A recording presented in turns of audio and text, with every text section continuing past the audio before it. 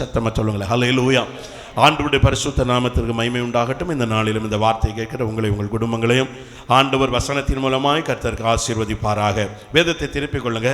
யாக்கோபின் புஸ்தகம் 1வது அதிகாரம், அதில் 17வது வசனத்தை ஒருத்தர் சத்தத்தை உயர்த்தி வாசிங்க. யாக்கோபு 1வது அதிகாரம் 17வது வசனம். ஹல்லேலூயா. யாக்கோபு 1வது அதிகாரம் 17. நன்மையான எந்த ஈவும் பூரணமான எந்த வரமும் பரத்திலிருந்து உண்டாகி சோதிகளின் பிதாவினிடத்திலிருந்து இறங்கி வருகிறது. அவரிடத்தில் யாதொரு மாறுதலும் யாதொரு வேற்றுமை நிழலும் இல்லை. எல்லாரும் சத்தமா சொல்லுங்களேன், ஹல்லேலூயா. எல்லாரும் சேர்ந்து வாசிப்போமா? புதிய ஏற்பாட்டில் 312வது பக்கம், 312 புதிய ஏற்பாட்டில் 312வது பக்கம், யாக்கோபு 1வது அதிகாரம் 17வது வசனத்தை எல்லா பிள்ளைகள் எல்லாரும் எடுங்க, எல்லாரும் சேர்ந்து வாசிப்போம்.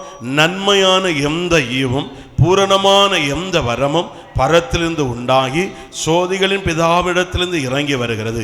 அவரிடத்தில் யாதொரு மாறுதலும் யாதொரு வேற்றுமை நிழலும் இல்லை. எல்லாரும் சொல்லுங்களேன், ஹல்லேலூயா. நான் நேற்றைக்கு இரவு இந்த வேத வசனத்தை அப்படி வாசித்துக் கொண்டிருக்கும் போது இதில் ஒரு வார்த்தை, நன்மையான எந்த ஈவும் பூரணமான எந்த வரமும் பரத்திலிருந்து, அப்படி என்றால் பரலோகத்திலிருந்து இறங்கி வருகிற காரியம். இன்றைக்கு நாம் எல்லாம் ஆண்டவரிடத்தில் அநேக நன்மைகளுக்காக ஜெபித்துக் கொண்டிருக்கிறோம். நாம் ஆராதிக்கிற ஆண்டவர் வானம் அவருக்கு சிங்காசனம், பூமி அவருடைய பாதபடி. நம்முடைய ஆண்டவர் எல்லா இடங்களிலும் உலாவுகிறார், எல்லா இடங்களிலும் அவர் வீற்றிருக்கிறார். எங்கெல்லாம் நாம் அவரை தொழுது கொள்ளுகிறோமோ அங்கெல்லாம் வருகிறார். அது மட்டுமல்ல, நாம் ஆராதிக்கிற கர்த்தர் நம்மோடு கூட இருந்து நம்மை நடத்தி கொண்டார். எத்தனை பேர் நம்புகிறீங்க? ஹல்லேலூயா.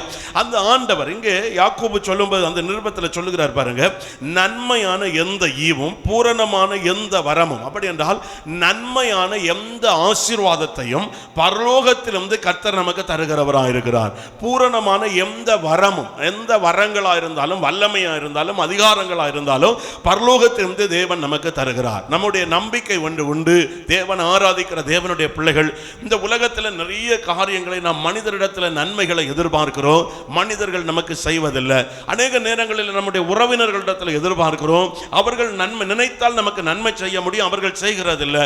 அநேக நேரம் நமக்கு விரும்பினவர்கள், விருப்பமானவர்கள், இவங்க எங்களுக்கு நன்மை செய்வாங்க, இவங்க எங்களுக்கு எல்லாம் செய்வாங்கன்னு எதிர்பார்க்கிறோம், அவர்கள் செய்வதில்லை. ஆனால் ஒன்று இங்கே நான் சொல்லுகிறேன், பரலோகத்தில் இருக்கிற ஆண்டவரிடத்திலிருந்து நாம் எதிர்பார்க்கிற நன்மையை கர்த்தர் நமக்கு அருள வல்லமை உள்ளவர். ஹல்லேலூயா. இந்த மனுஷன் நமக்கு நன்மை செய்வேன்னு சொல்லுவான், அவன் நன்மை செய்ய மாட்டான். நேரம் வரும்போது வாக்கு மாறிடுவான், நேரம் வரும்போது நான் சொன்னேன்னு கேட்பான், நான் மறந்துட்டேன்னு சொல்லுவான். ஆனா வேத வசனம் சொல்லுது, வாக்குரைத்த தேவன் அவர் வாக்கு தத்தத்தில் உண்மையுள்ள ஆண்டவராயிருக்கிறார். அவர் பொய் சொல்வதற்கு மனிதனும் அல்ல, அவர் மனம் மாறுவதற்கு மனுபுத்திரனும் அல்ல என்று வேதம் சொல்லுகிறார். சங்கீதக்காரன் சொல்லும்போது சொல்கிறான், எனக்கு ஒத்தாசை வரும் பர்வதங்களுக்கு நேராய் என் கண்களை ஏறெடுக்கிறேன், எனக்கு வானத்தையும் பூமியை உண்டாக்கின கர்த்தரிடத்திலிருந்து எனக்கு ஒத்தாசையை கர்த்தர் தருவார். கரங்களை தட்டி நமக்கு ஒத்தாசை அனுப்புகிறவர், நமக்கு உதவி செய்கிறவர், நமக்கு எல்லாவற்றுக்கும் எல்லாம் தருகிறவர் யார் என்றால் வானத்தையும் பூமியை உண்டாக்கின ஆண்டவர். ஒரு பிரதமர் அல்ல, ஒரு முதலமைச்சர் அல்ல.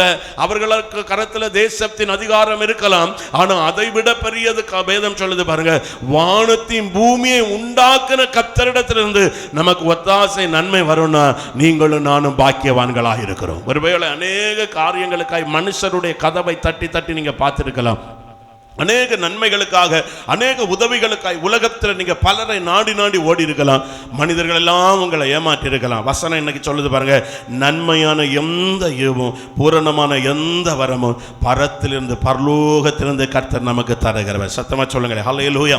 அப்ப பரலோகத்திலிருந்து நமக்கு வரக்கூடிய நன்மைகள், ஒரு சில காரியங்கள் இருக்கிற நேரத்திற்குள்ள எவ்வளவு நேரம் இருக்கு, அதுக்குள்ள ஒரு சில காரியங்களை நாம் தியானிக்க போகிறோம். பரலோகத்திலிருந்து ஆண்டவர் தம்முடைய பிள்ளைகளுக்கு என்னென்ன நன்மைகளை தருகிறார். எத்தனை பேர் அறிந்து கொள்ள விரும்புகிறீங்க? சத்தமா சொல்லுங்க, ஹல்லேலூயா. நம்ம ஆண்டவர் ஆராதிக்கிற தேவனுடைய பிள்ளைகளுக்கு பரலோகத்திலிருந்து ஆண்டவர் நன்மை தருகிறார், பரலோகத்திலிருந்து ஆசீர்வாதத்தை தருகிறார். முதலாவது மனுஷர்கள். இந்த வேதத்தில் ஒவ்வொரு பரிசுத்தவான்களுடைய வாழ்க்கையை நம்ம வாசிக்கும் போது பரலோகத்திலிருந்து யார் யாருக்கு என்னென்ன சூழ்நிலைகளில் ஆண்டவர் என்னென்ன நன்மைகளை கொடுத்தார் என்றால், முதலாவது சங்கீதக்காரனுடைய வாழ்க்கையில் அநேக காரியங்களை நாம் பார்க்க முடியும். அதுல முதல்ல வாசிங்க, 57வது சங்கீதத்தில் 3வது வசனத்தை வாசிக்கும் போது சங்கீதக்காரர் என்ன சொல்கிறார் பாருங்க. 57வது சங்கீதத்தில் 3வது வசனம், என்னை விழுங்க பார்க்கிறவன் என்னை நிந்திக்கையில் அவர் பரலோகத்திலிருந்து ஒத்தாசை அனுப்பி என்னை ரட்சிப்பார். தேவன் தமது கிருபையும் தமது சத்தியத்தை அனுப்புவார். எல்லாரும் சத்தமா சொல்லுங்கள் ஹல்லேலூயா. முதல்ல நன்மையான எந்த ஈவும் ஆண்டவர் பரலோகத்திலிருந்து தம்முடைய ஜனத்திற்கு நன்மையை கொடுக்கிறார். எந்த மதத்தை எடுத்துக்கொள்ளுங்க, இந்த உலகத்தில் இருக்கிற எந்த மதத்தை எடுத்துக்கொள்ளுங்க, எல்லா மதத்துடைய நம்பிக்கை என்னன்னா அவரவர்கள் நம்பி இருக்கிற கடவுள், அவரவர்கள் நம்பி இருக்கிற தெய்வம், அவர்களிடத்துல போய் கேட்கும்போது அது தரும். இது எல்லா மனுஷனுடைய தெய்வீக நம்பிக்கை, அவரவருடைய நம்பிக்கை. இன்னும் நீங்க பாத்தீங்கன்னா கடவுள் மறுப்பாளராக இருக்கக்கூடிய, கடவுள் இல்லை என்று சொல்லக்கூடிய மனிதரிடத்துல நீங்க போய் கேளுங்க, உன் நம்பிக்கை, உனக்கு நம்பிக்கையினால எது நடக்கும்? முட்டாள்தனமா நம்பாத, மூடத்தனத்தை நம்பாத, உன் நம்பிக்கையினால எதை நடக்கும். அதுக்கப்புறம் எதை கேட்டாலும் சொல்லாங்க இயற்கையின் வல்லமை, இயற்கையின் அதிகாரம். உனக்குள்ள நம்பிக்கை இருந்தா நீ எதையும் சாதிக்கலாம். அப்ப எல்லாவற்றுக்கும் ஒரு நம்பிக்கை இருக்கு. தேவ பிள்ளைகளுக்கு ஒரு நம்பிக்கை இருக்கு. எனக்கு நான் நம்புவது கர்த்தரால், நான் நம்புகிற ஆண்டவரால் எனக்கு என் குடும்பத்துக்கு வரும். ஆமென் சொல்லுங்களேன் ஹல்லேலூயா. மற்ற மனிதர்கள் அவர்கள் நம்பி இருக்கிறவைகளிடத்தில் அவர்களுக்கு ஒரு நம்பிக்கை, ஒவ்வொருத்தருக்கும் ஒரு நம்பிக்கை உண்டு. ஆனால் தேவனை ஆராதிக்கிற தேவனுடைய பிள்ளைகளுக்கு நான் சொல்லுகிறேன், நாம் நம்முடைய வாழ்க்கையில நன்மைகளை பெற்றுக்கொள்ள வேண்டும் என்றால், நாம் நம்முடைய வாழ்க்கையில் ஆண்டவருடைய ஆசீர்வாதத்தை பெற்றுக்கொள்ள வேண்டும் என்றால், நாம் நம்முடைய வாழ்க்கையில தேவனுடைய மகிமையை காண வேண்டும் என்றால், ஆண்டவர் சொல்ல பாருங்க, அவர் எந்த நன்மையும் பரலோகத்திலிருந்து கர்த்தர் நமக்கு அருளுகிற தேவனாய் இருக்கிறார். சத்தமா சொல்ல ஹல்லேலூயா. பரலோகத்திலும் தேவன் நமக்கு பதில் தருகிறார். காரணம், அவர் பரலோகத்தில் வீற்றிருக்கிறார். அவர் ஒரு நாள் இந்த பூமிக்கு வரப்போகிறார். அவர் ஒரு நாள் நம்மை பரலோகத்துக்கு அழைத்து போக போகிறார். அவரை தான் நாம் ஆராதித்துக் கொண்ட எவ்வளவு பெரிய பாக்கியம் நினைச்சு பாருங்க. இந்த உலகத்தில் இருக்கிற மனுஷர்கள் செய்ய முடியாதது எல்லாம் செய்கிறவர். நேற்றைய தினத்தில் பகல் நேரம் நான் மலவளை பக்கத்தில் ஒரு சபையில் செய்தி கொடுக்க போயிருந்தேன். அங்கே செய்தி கொடுக்க போகும்போது முன்னால ஆலயத்தில் முன்னால இருந்து ஒருத்தர் நல்ல கை தட்டி நல்ல சத்தமாக பாடிட்டு இருந்தார். கொஞ்சம் வயதான ஒருத்தர். நான் அவர் அப்படி கவனிச்சுக்கிட்டே இருந்தேன். நான் ஒரு டிசம்பர் மாதம் இல்லைன்னா அதுக்கு பிறகு ஒரு முன்ன அங்கே நான் செய்தி கொடுக்க போயிருந்தேன். அங்கே நான் போகும்போது அந்த மனுஷன் ரொம்ப பலவீனமானவராய் அப்படியே இருந்தார். எழும்பி போயிட்டு வந்துட்டு இருந்தார். நான் அதில் கண்ட ஒரு காரியம். ஆனால் நேற்றைக்கு நான் பார்க்குறேன், முன்ன இருந்து கை தட்டி அந்த மழையில், அந்த நேரத்துக்கு மழை இல்லை, அதுலேயும் அவர் உற்சாகமாக கை தட்டி பாடிட்டு இருந்தார். பிறகு முடிஞ்ச உடனே பேசிக்கிட்டோம், அவரை பற்றி அவர் பேசிக்கிட்டாரு. நான் அந்த பாஸ்டர், என்னை அழைத்த பாஸ்டர்கிட்ட பேசும்போது சொன்னார், இவரை ஞாபகம் இருக்கா? அப்போ நான் சொன்னேன், ஆமாம் ஞாபகம் இருக்குது. அவருக்கு சூழ்நிலையை சொன்னார். அவர் இயேசுவை அறியாத ஒரு குடும்பம், ஆண்டவரை அறியாத ஒரு குடும்பத்தில் சொந்தமாய் அவர் நம்பி இருக்கிற பிரகாரம் வீட்டுக்குள்ளே எல்லாம் வைத்து அவைகளுக்குரிய காரியங்களை ஆராதனை செய்துட்டு இருந்தார். சொந்தமாக வீட்டுக்குள்ளே வைத்து ஆராதனை செய்து கொண்டிருந்தார். அப்படிப்பட்ட மனிதருடைய மகள், இந்த பாஸ்டருக மகளுக்கு கூட கல்லூரியில் படிக்கும்போது இந்த பாஸ்டருக மகள் ஆண்டவரை குறித்து அந்த பிள்ளைக்கு சொல்ல ஆரம்பித்தார். நினச்சி பாருங்க, தன் வீட்டிலே எல்லாவற்றையும் வச்சு ஆராதனை நடத்தினார். புரிஞ்சவங்களுக்காய் சோதரம். அப்படிப்பட்டவர்க மகளும் இந்த பாஸ்டருக மகளும் ஒரு கல்லூரியில் படிக்கும்போது இயேசுவை சொல்லி இந்த பிள்ளை இயேசுவை ஏற்றுக்கொண்டா. அவள் ஆண்டவர்கள் வந்த தகப்பனார் பயங்கரமான எதிர்ப்பு. நாட்கள் தாண்டினது.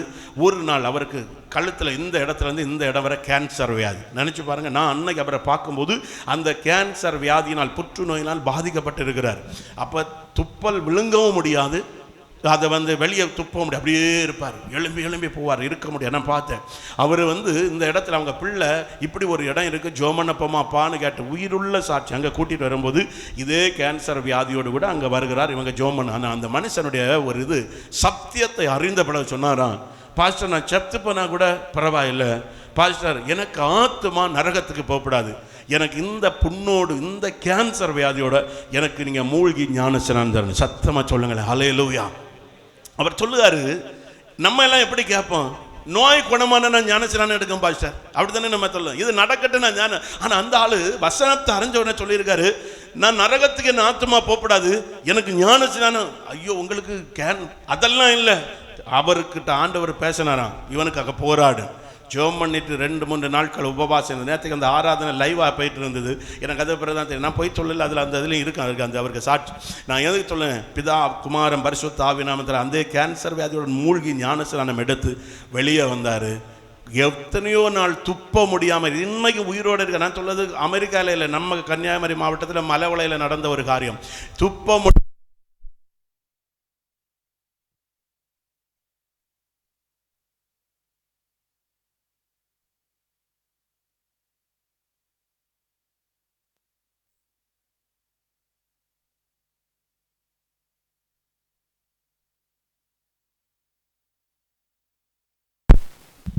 ஹல்லேலூயா.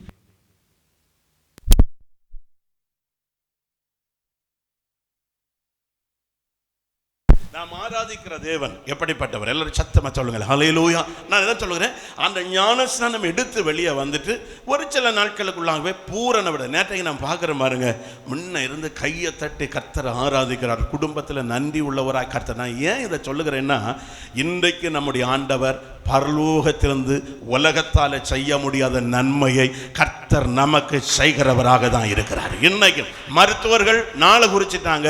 நான் ஏன் விசுவாசத்திற்காக இந்த சாட்சி சொல்லுகிறேன், ஒருவேளை இந்த வார்த்தை கேட்கிற உங்க வாழ்க்கையில, ஆண்டவரே எனக்கு பிள்ளைகளுக்கு வாழ்க்கை இப்படி இருக்கு, என் கணவனுக்கு வாழ்க்கை இப்படி இருக்கு, என் மனைவிக்கு வாழ்க்கை இப்படி இருக்கு, எனக்கு வருமானத்தின் சூழ்நிலை இப்படி இருக்கு, என் குடும்பம், உலகத்தின் கதவுகள் எல்லாம் அடைக்கப்பட்டு ஆண்டவரே, நான் நம்பினவங்க எல்லாரும் கதவை பூட்டிட்டாங்க ஆண்டவரே, நான் எதிர்பார்த்தவங்க எல்லாம் எனக்கு கையை திறக்கிறது போல இல்லை ஆண்டவரே. ஆனா இன்னைக்கு விசுவாசத்தோடு நான் சொல்லுகிறேன், எந்த மனுஷன் கதை வாசல் அடைத்தாலும், எந்த மனுஷன் தனக்கு கையை அவன் அப்படியே திறக்காதபடி அவன் அடைத்து கொண்டாலும், உங்களுக்கு நன்மை வரக்கூடிய ஒருவர் இருக்கிறார், நன்மை தருகிற ஒருவர் இருக்கிறார்.